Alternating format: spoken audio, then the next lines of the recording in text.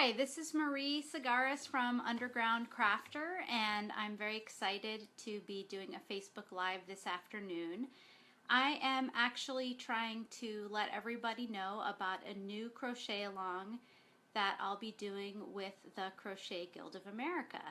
If you've been reading my blog for a while or reading the Crochet Guild of America's blog, CGOA Now, you may know that I'm a volunteer blogger for the Crochet Guild of America. I've been a member for, I'm going to say 10 years.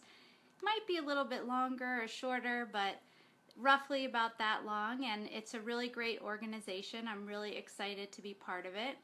You may be wondering why in over 90-degree heat I'm wearing a cowl or an infinity scarf, and the reason is because this is our project for the Crochet-a-Long. So what I'm going to do in this Facebook Live, which is only going to be, relatively short, is just share a little bit of information about the Crochet-a-Long, including a supply list and other information that you might need. And I'm looking down a little bit for the moment because I realized that I forgot to pull up all the supplies. I have some of them listed, but I'm just going to look for a moment here so that I don't give you the wrong list. So first off, let me tell you a little bit about the project. It's called the Layers of Texture Cowl or Infinity Scarf, and it is a sampler. So as you can see, each part of the scarf has a different reversible stitch pattern, and there are actually 6 different parts, and that's how the Crochet-a-Long is going to be shared, actually, as 6 different sections that you can work on, and you can end up with this awesome infinity scarf at the end. I don't remember if I showed this part, so I'll show it again just in case. And basically, the way that this is going to be set up, like I said, there's going to be 6 parts, and each part will have a written pattern along with a video tutorial. And the video tutorial is going to be really helpful because this is made using a technique called intermeshing crochet. It's sometimes also called interlocking crochet or double fillet crochet, but it's actually simpler than it sounds. It only uses double crochet and chain stitches, so it's not as hard as you might think. So basically, what I wanted to just tell you is that because a lot of crocheters haven't done this particular technique, even though it's super simple because it just uses a chain and a double crochet, that's why we're going to be having videos for each section to kind of help you go through it.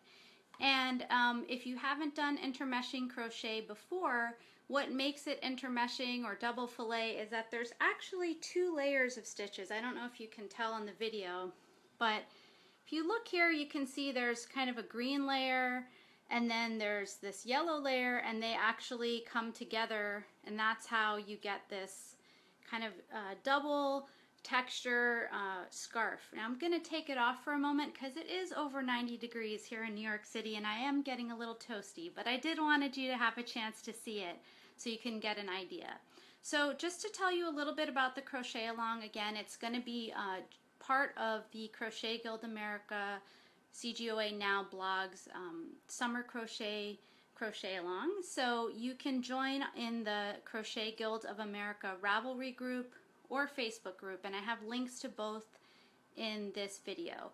So in both places we'll be chatting and talking about the Crochet-a-Long and answering questions. So if you have any questions, you can share them there, or if you just want to let us know that you're joining in, you can let us know there also. And we do actually have a button that you can share that says I joined the Layers of Texture Crochet-a-Long. So you can use that if you're on Ravelry on your project page or elsewhere on social media. And we do have a hashtag. It's hashtag CGOA for Crochet Guild of America, Summer CAL for Cal. So CGOA Summer Cal for Crochet-a-Long. And you can share that wherever you'd like to share, so we'll be able to follow along with what you're doing. So let me tell you a little bit about the schedule, and here's the part where I actually have to look down because I'm really bad with dates. So the first part is next week, July 18th, or actually today, July 18th, and it's the supply list. And so I actually shared the supply list already, but I'm going to let people know what it is right now because I know you're dying to know. But before that, let me tell you the whole schedule. So today is the supply list, July 18th. Next Monday is part 1. So that'll be about getting started and the first stitch pattern, which I'm calling the staircase stitch.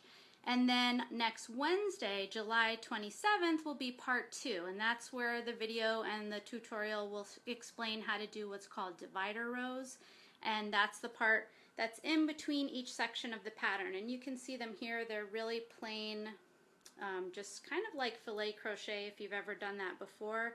And there's divider rows between every section to keep the patterns distinct, so they don't kind of blend together. So the clue next Wednesday, which will be part 2, which will be the divider rows and the horizontal and vertical stitch. And then the following Monday, which is August 1st, will be part 3, which is the chains and spine stitch. And then the following Wednesday, which is August 3rd, will be the grids and column stitch, so that's part 4. Then after that will be on August 8th, part 5, which I'm calling the Morse code stitch. And then August 10th, which is a Wednesday, will be part 6, the dots and dashes stitch, as well as the assembly and finishing instructions.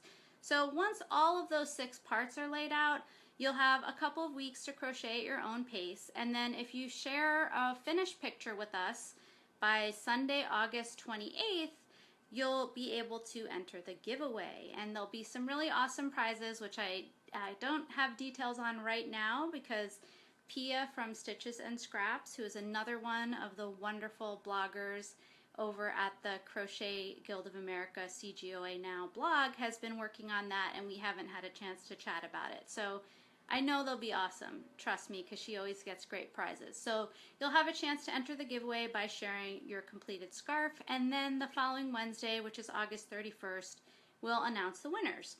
So those are basically the dates, and my connection is not perfect, so I don't know if people are commenting, but if you are and I don't see them, I'll be happy to answer after live, but if not, then you'll find out later, I guess. So so let me tell you about the supplies. So I use Lion Brand Heartland. It's a really nice acrylic yarn, very soft, and it comes in a nice array of colors. The 2 that I use for this are called Shenandoah, which is number 169, and Joshua Tree, which is 174. And I just like the way they go together. Looks nice for the fall, which is a couple of weeks away, if you can believe it, because it's so hot, but a couple weeks away. And so if you want to use those yarns, you can, or you can use about 175 yards or 160 meters in each of 2 contrasting colors in any medium weight or worsted weight yarn.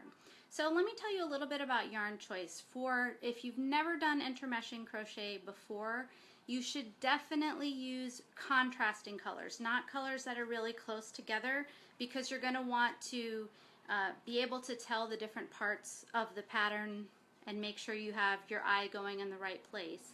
Also, you should use solid colors if you've never done intermeshing before, so not a multicolored yarn that might change colors in the middle. You should also try to use relatively light colors, so not dark black or brown or dark charcoal gray. Again, if you've done intermeshing before, that could be fine, but if you haven't, it might be kind of difficult for you to actually see your stitches.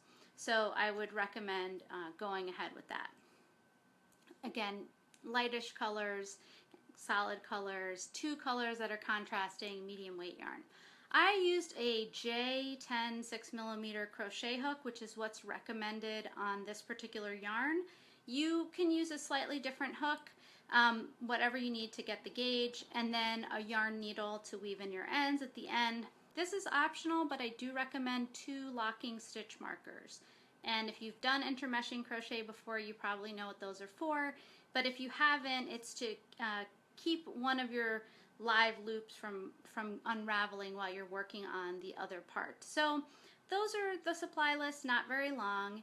And I'm gonna basically end with that today. So if you have any questions, do feel free to ask. Follow the links to join in the Ravelry group, or in the Facebook group, and we'll love to see you in both places.